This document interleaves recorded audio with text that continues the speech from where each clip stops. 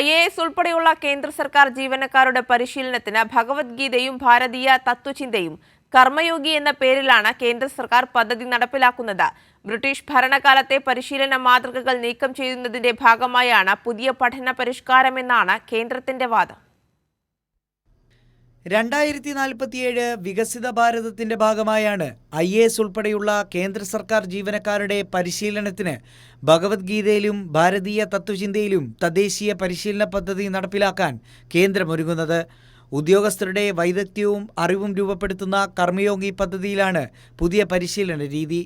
32 ലക്ഷം കേന്ദ്ര ഉദ്യോഗസ്ഥർക്ക് ആദ്യഘട്ടത്തിൽ പരിശീലനം നൽകും.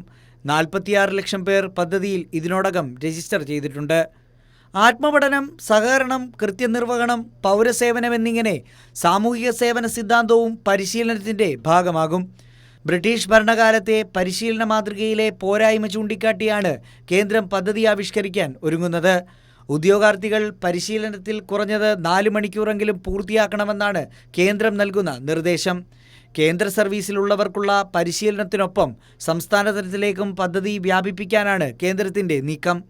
ഇതോടെ എല്ലാ മതവിഭാഗങ്ങളിൽ നിന്നുള്ളവരും പരിശീലനത്തിൻ്റെ ഭാഗമായി ഭഗവത്ഗീതയടക്കം പഠിക്കേണ്ട സാഹചര്യമാണ്. കാവ്യവൽക്കരണമെന്ന BJPയുടെ കേന്ദ്ര അജണ്ട സംസ്ഥാന ഉദ്യോഗസ്ഥരിലും നടപ്പിലാക്കാനാണ് കേന്ദ്ര സർക്കാർ ശ്രമം നടത്തുന്നത്. കൈരളി ന്യൂസ്, ദില്ലി.